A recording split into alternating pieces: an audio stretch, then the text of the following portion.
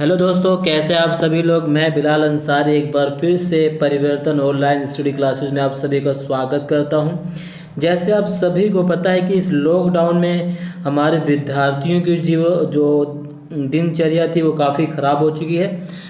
विद्यार्थी सही प्रकार से पढ़ाई में मशगूल नहीं हो पा रहे, तो हमने क्यों ना सोचा हम अपने विद्यार्थियों के लिए एक ऑनलाइन प्लेटफॉर्म तैयार करें। उनके माध्यम से हम उन्हें कक्षा के रूप से अनवरत रूप से जो कक्षा चलाई जाती है उसी के माध्यम से हम सिलेबस को लेकर आगे बढ़े, ताकि वो इस लॉकडाउन का फ़ायदा उठा सके और अपने कमियों को पार पा सके।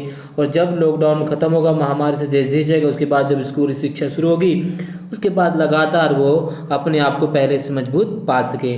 और इसी कार्यक्रम में हम आज 11वीं कक्षा के पार्ट 1 यानी भारत का संविधान, सिद्धांत और व्यवहार के जो पॉलिटिकल साइंस की पहली पाठ्य पुस्तक है उसका पार्ट 1 संविधान क्यों और कैसे का पार्ट 1 आपके सामने लेकर आए हैं। और आज हम बात करेंगे कि संविधान क्यों बनाया गया, किस प्रकार बनाया, किस प्रकार संविधान किस लिए आवश्यक है, इन सभी चीज़ों पर हम चर्चा करेंगे। संविधान की विशेषताओं के बारे में बात करेंगे, थोड़ा सा हम सिद्धांत के बारे में बात करेंगे, ताकि हम एक तरह से जो 11वीं क्लास की राजनीतिक विज्ञान की पाठ्य पुस्तक उससे जुड़ जाएं। हालांकि हम इस पर अभी आज थोड़े बहुत टॉपिक पर चर्चा करेंगे, परंतु हम जिस पर चर्चा करेंगे वो काफ़ी गहराई से करेंगे, ताकि आप लोग ना सिर्फ पढ़ें बल्कि समझो, दूसरों को भी समझा सकने की क्षमता रखें। तो परिवर्तन की तरफ से एक छोटी सी पहल हमारे विद्यार्थियों के परिवर्तन की ओर।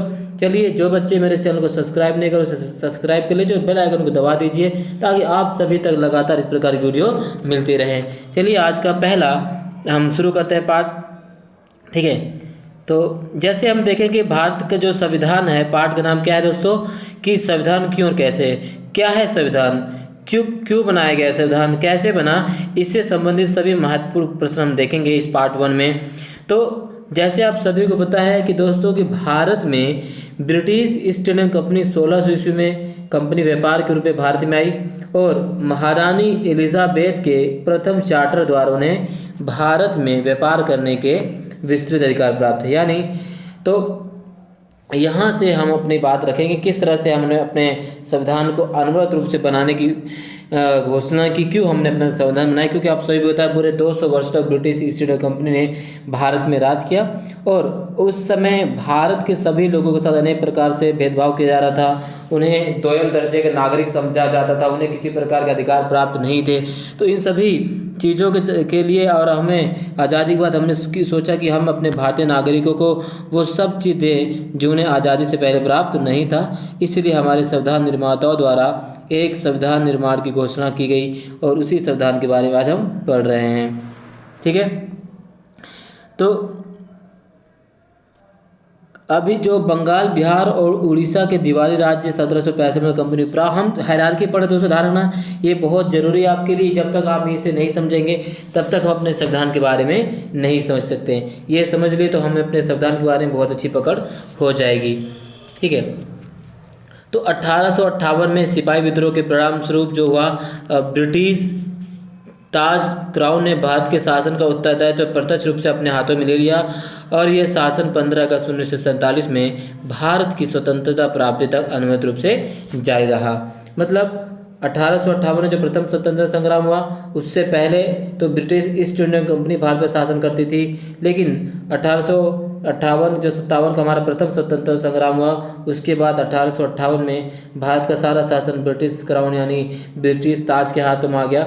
वो सभी रूप से वही कार्य करती थी, क्योंकि ब्रिटिश ईस्ट इंडिया कंपनी सारे मुनाफे खुद ही खा जाती थी और उन्हें किसी प्रकार से फ़ायदा नहीं पहुंचता था। इसलिए 1858 में ब्रिटिश ईस्ट इंडिया कंपनी के सारे कार्य को क्राउन अपने हाथों में ले लेता है, और लगातार यह कब तक चलता है, यह शासन 15 अगस्त 1947 तक चलता, जब तक भारत को आज़ादी नहीं मिली थी।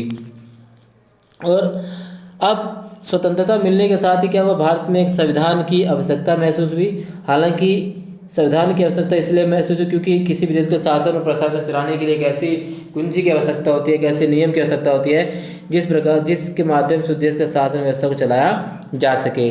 जिस प्रकार हमारे घरों को चलाने के लिए है ना नियम और कानून की आवश्यकता होती है, और उसी नियम कानून पर हम चलते हैं, ठीक उसी प्रकार देश को चलाने के लिए भी ऐसे नियमों की आवश्यकता होती है जिसके माध्यम से देश के शासन व्यवस्था को चलाया जा सके, वही संविधान होता है। ठीक है, तो संविधान की पहली बार जो मांग रखी थी M.N. रॉय ने रखी थी। ठीक है, और इसके अमल के लाने के उद्देश्य में से 1946 में एक संविधान सभा का गठन किया गया और 26 जनवरी 1950 को हमारा संविधान अस्तित्व में आया। यद्यपि अगर हम संविधान और राज्य व्यवस्था के अनेक विशेषताएं जो है ब्रिटिश शासन से ग्रहण की गई थी, तथापि ब्रिटिश शासन में कुछ घटनाएं ऐसी थी जिनके कारण ब्रिटिश शासित भारत में सरकार और प्रशासन की विधि रूपरेखा निर्मित की गई। इन घटनाओं ने हमारे संविधान और राजतंत्र पर गहरा प्रभाव छोड़ा था। हम कहते हैं कि भारत जो है संसदीय शासन प्रणाली संविधान में अपनाया गया। क्यों अपनाया गया? क्योंकि संसदीय शासन प्रणाली के जो बहुत सारी विशेषताएं हैं वो ब्रिटिश शासन से ही ली गई हैं। तो क्योंकि ब्रिटिश शासन द्वारा भारत में 200 वर्षों तक शासन किया गया और उसी शासन का जो प्रभाव था हमारे शासन में सब लगातार बढ़ता चला गया। ठीक है दोस्तों, संविधान की मांग कब की गई, क्यों की गई? तो भारत में संविधान सभा के गठन का जो विचार वर्ष 1934 में पहले विधान है। बहुत ही तो इम्पोर्टेंट क्वेश्चन, मैंने कहा कि आपको ये हायरार्की समझनी है कि भारत में संविधान सभा के गठन का जो विचार सबसे पहले 1934 में पहली बार M.N. रॉय ने रखा था। रॉय जो थे भारत में वामपंथी आंदोलन के नेता थे और 1935 में भारतीय राष्ट्रीय कांग्रेस ने पहली बार भारत के संविधान के निर्माण के लिए आधिकारिक रूप से संविधान सभा का गठन की मांग की थी। हालांकि ध्यान रखना, पहली बार जो मांग रखी गई थी किसी द्वारा? M.N. रॉय के द्वारा 1934 में। लेकिन आधिकारिक रूप से क्योंकि कांग्रेस ब्रिटिश ईस्ट इंडिया शासन के दौरान भारत की सबसे बड़ी पार्टी थी और वही इसी कांग्रेस पार्टी द्वारा भारत में राष्ट्रीय आंदोलन की शुरुआत की गई थी, तो इसीलिए कांग्रेस द्वारा आधिकारिक रूप से 1935 में संविधान सभा की गठन की मांग की गई और 1938 में भारतीय राष्ट्रीय कांग्रेस की ओर से पंडित जवाहरलाल नेहरू, तो 1938 में पंडित जवाहरलाल नेहरू ने घोषणा की कि स्वतंत्र भारत के संविधान का निर्माण वयस्क के मताधिकार पर चुनी गई संविधान सभा द्वारा किया जाएगा और इसमें कोई बाहरी हस्तक्षेप नहीं होगा। पंडित जवाहरलाल नेहरू ने 1938 मांग रखी कि जो स्वतंत्र भारत का जो संविधान होगा वो एक संविधान सभा द्वारा किया जाएगा और यह जो संविधान सभा किसी बाहरी हस्तक्षेप के प्रभाव में काम नहीं करेगी, संविधान के नियमों के हिसाब से ही कार्य करेगी, जो जिनका चुनाव वयस्क मताधिकार के आधार पर किया जाएगा। ठीक है, तो इसके बाद क्या हो दोस्तों, 1940 के अगस्त प्रस्ताव के नाम से जाना गया, यही वही प्रस्ताव था जिसे पंडित जवाहरलाल नेहरू ने पेश किया था और इसी प्रस्ताव को अगस्त प्रस्ताव के नाम से जाना जाता है और जिसे सन 1942 में ब्रिटिश सरकार के कैबिनेट मंत्री सर स्टैफोर्ड क्रिप्स और ब्रिटिश मंत्रिमंडल के एक सदस्य एक स्वतंत्र संविधान के निर्माण के लिए ब्रिटिश सरकार के एक प्रारूप प्रस्ताव के साथ भारत आए और इस संविधान को द्वितीय विश्व युद्ध के बाद अपनाया जाना था और क्रिप्स प्रस्ताव को मुस्लिम लीग ने अस्वीकार कर दिया। मुस्लिम लीग की मांग थी कि भारत को 2 स्वायत्त हिस्सों में बांट दिया जाए जिनकी अपनी अपनी संविधान सभाएं हों। अंततः भारत में एक कैबिनेट मिशन को भेजा गया और इस मिशन ने 2 संविधान सभाओं की अनुशंसा को ठुकरा दिया। चूँकि 1947 में भारत को ब्रिटिश सरकार द्वारा आज़ाद कराना, जून में जब ब्रिटिश ईस्ट इंडिया कंपनी के बाद मिशन आया था, तो उसमें दिखा गया कि भारत में को आज़ाद किया जाएगा, परंतु भारत में मुस्लिम लीग और हिंदू महासभा द्वारा अलग अलग राज्यों की मांग की गई। हालांकि मुस्लिम लीग और हिंदू महासभा दोनों कई मामलों में एक साथ थे, तो ये इस प्रकार मुस्लिम लीग ने एक अलग संविधान की मांग की। अब संविधान सभा की कार्यप्रणाली की बात करते हैं दोस्तों, तो संविधान सभा की जो कार्यप्रणाली थी, यानी संविधान सभा की जो पहली बैठक थी वो 9 दिसंबर 1946 को बहुत बार पूछा गया है, 11वीं क्लास में 1 नंबर 2 में पूछा जाता है। तो संविधान सभा की जो पहली बैठक की गई दोस्तों कब की थी? 9 दिसंबर 1946 को। ठीक है, पहली बैठक। और संविधान, इसीलिए हम कहते हैं 9 दिसंबर 1946 को संविधान सभा की पहली बैठक हुई और हम इसलिए कहा जाए कि संविधान को बनने में जो टोटल समय लगा था वो 2 साल 11 महीने 18 दिन, यानी जब हमारा संविधान बनकर तैयार हुआ था, कब हुआ था दोस्तों? 26 नवंबर 1949 को हमारा संविधान बनकर तैयार हुआ था। लागू कब हुआ था? लागू हुआ था दोस्तों 26 जनवरी 1950 को हमारा संविधान लागू हुआ था। बनकर तैयार हुआ था 26 जनवरी 1949 को, लागू हुआ 26 जनवरी 1950 को। इसकी पहली बैठक हुई थी 9 दिसंबर 1946 को। सारी डेट बहुत ही महत्वपूर्ण है, आप इसे नोट डाउन जरूर कर लीजिए और स्क्रीनशॉट लेना। ठीक है, तो अब इस बैठक में केवल 211 सदस्यों ने इसलिए लिया क्योंकि मुस्लिम लीग ने 9 दिसंबर की बैठक को अस्वीकार कर दिया, उसका विरोध किया।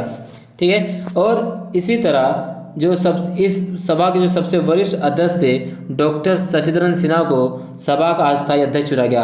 और बहुत बार क्वेश्चन पूछा गया दोस्तों कि भारतीय संविधान सभा के अस्थायी अध्यक्ष यानी भारतीय संविधान सभा के पहले अध्यक्ष कौन थे? तो भारतीय संविधान सभा के पहले अध्यक्ष थे डॉक्टर सचिदानंद सिन्हा।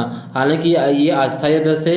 इन्हें 9 दिसंबर 1946 को बनाया गया दोस्तों, 1946 को बनाया गया, परंतु 2 दिन बाद 11 दिसंबर 1946 को इनकी जगह पर डॉक्टर राजेंद्र प्रसाद को स्थायी रूप से चुन लिया गया। ध्यान रखना, डॉक्टर राजेंद्र प्रसाद भारत के पहले स्थायी अध्यक्ष हैं और डॉक्टर सचिदानंद सिन्हा भारत के पहले अस्थायी अध्यक्ष यानी पहले अध्यक्ष वही थे। तो 2 दिन बाद उनको चुन लिया गया, किसको? डॉक्टर राजेंद्र प्रसाद को। लेकिन शुरू में कौन थे? डॉक्टर सचिदानंद सिन्हा थे। ठीक है, अब उद्देश्य प्रस्ताव के बारे में बहुत बार पूछा गया कि उद्देश्य प्रस्ताव क्या है दोस्तों। उद्देश्य प्रस्ताव कब पारित किया गया? तो उद्देश्य प्रस्ताव दोस्तों पारित किया गया था 13 दिसंबर 1946 को पंडित जवाहरलाल नेहरू ने सभा में संविधान सभा में ऐतिहासिक उद्देश्य प्रस्ताव पेश किया था ना। कब पेश किया गया था? 13 दिसंबर 1946 को 1946 को उद्देश्य प्रस्ताव पास किया गया था। इसमें संवैधानिक संरचना, ढांचे एवं दर्शन सभी की झलक थी। इसमें कहा गया कि इसमें 24 जनवरी 1950 को डॉक्टर राजेंद्र प्रसाद को भारत के पहले राष्ट्रपति के रूप में चुना गया था ना। जब हमारा संविधान 26 जनवरी 1950 को लागू हो गया पूरी तरह से, लेकिन उसी से पहले अंतरिम सरकार ने 24 जनवरी 1950 को डॉक्टर राजेंद्र प्रसाद को भारत के पहला राष्ट्रपति चुन लिया। ठीक है, हमने इससे पहले बता दें 2 साल 11 महीने और 18 दिनों में संविधान की कुल 11 बैठकें हुई और संविधान निर्माताओं ने लगभग 60 देशों के संविधानों का अवलोकन किया और इसके प्रारूप पर 114 दिनों तक विचार किया। मतलब हमारे संविधान निर्माताओं ने 60 देशों के संविधानों को खंगाला और उनकी महत्वपूर्ण अच्छी बातों को अपने संविधान में ले लिया, उनकी बुरी बातों को संविधान में नहीं लिया। इसलिए बहुत से आलोचक कहते हैं कि हमारा संविधान जो उधार लिया गया संविधान है, परंतु ये बात सही नहीं है। हमारा संविधान भले ही अन्य देशों से लिया गया है, परंतु हमारे संविधान में हूबहू उन चीज़ों को शामिल नहीं किया गया है। इस पर बहुत बार चर्चा की गई है, काफ़ी दिनों तो कई 2-2, 3-3 दिनों तक एक ही विषय पर चर्चा की गई और अन्य देशों के सभी संविधानों को अच्छे से लिया गया और तब जाकर हमारा एक संविधान अच्छा तैयार हुआ जिसे हमारा संविधान माना जाता है। और संविधान के निर्माण में कुल कितने रुपये खर्च आए दोस्तों? कुल 64 लाख रुपये खर्च आया था संविधान के निर्माण में। 24 जनवरी 1950 को संविधान सभा की अंतिम बैठक हुई। ध्यान रखना, कब हुई बैठक? अंतिम बैठक 24 जनवरी 1950 को संविधान सभा की अंतिम बैठक हुई थी। इसके बाद सभा ने 26 जनवरी 1950 से 1952 में आम चुनाव हुए और चुनावों के बाद बनने वाली नई संसद के निर्माण तक भारत की अंतरिम संसद के रूप में भी काम किया। किसके द्वारा? संविधान सभा द्वारा भारत के अंतरिम संसद के रूप में भी कार्य किया गया। दोस्तों ये हमारे पहले चैप्टर की हायरार्की और सही मायने में यदि आपने ये पूरा चैप्टर सही समझ लिया तो आपको पूरी पॉलिटिकल साइंस बुक बिना सही तरीके से ना आ जाए तो आप खुद देख लीजिएगा, बहुत अच्छी तरह समझ आ जाएगा अगर आपने इसको समझ लिया तो। उद्देश्य प्रस्ताव के जो प्रमुख बिंदु थे आपसे जरूर पढ़ लेना। तो देखिए कौन कौन से बिंदु थे। भारत एक स्वतंत्र संप्रभु गणराज्य है। भारत ब्रिटेन के अधिकार में आने वाले भारतीय क्षेत्रों, देशी रियासतों और देशी रियासतों के बाहर के ऐसे क्षेत्र जो हमारे संघ का अंग बनना चाहते हैं का एक संघ होगा। ऐसे समझिए बहुत से हैं तो इसको जरूर पढ़ लेना आप दोस्तों। ठीक है, मैं इसको सर्कल से घुमा देता ताकि आप इसको पढ़ लीजिए, काफ़ी है। उद्देश्य प्रस्ताव मैंने इसलिए लिखा ताकि आपको पता चले कि हमारा उद्देश्य प्रस्ताव हमारे संविधान की पूरी तरह से प्रस्तावना में शामिल कर लिया गया था। ठीक है दोस्तों, अगर हम बात करें अब हम बात करें दोस्तों संविधान की विशेषताएं की। क्या है हमारे संविधान की विशेषताएं? तो सबसे पहले अगर हम अपने संविधान की विशेषताओं की बात करें दोस्तों तो संविधान के वर्तमान में इसकी विशेषताएं निम्नलिखित में। पहले है सबसे लंबा लिखित संविधान। भारतीय संविधान जो है सबसे लंबा लिखित संविधान। विश्व में 3 प्रकार के संविधान पाए जाते हैं, 2 प्रकार के सॉरी। एक होता है लिखित संविधान, एक होता है अलिखित संविधान। लिखित संविधानों में दुनिया का सबसे बड़ा लिखित संविधान किसका दोस्तों? भारत का है। ठीक है, और इस तरह से बहुत से होते हैं। तो संविधान के 2 वर्गों में विभाजित किया गया, लिखित जैसे अमेरिकी संविधान और अलिखित जैसे ब्रिटेन का संविधान। तो भारत का संविधान विश्व का सबसे लंबा लिखित संविधान है। ये बहुत वृहद, बहुत बड़ा और समग्र और विस्तृत दस्तावेज है।